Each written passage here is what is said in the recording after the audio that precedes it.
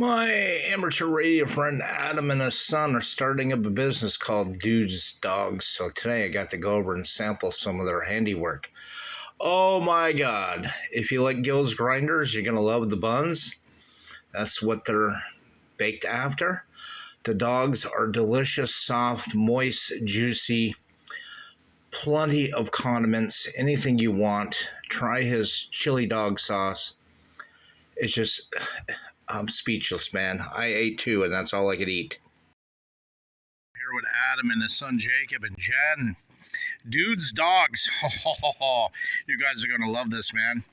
This bun, the sauce. I didn't need onions, but hey, I'll take onions. Oh, this thing is phenomenal. You can't wait till Adam gets this up and running, him and Jacob.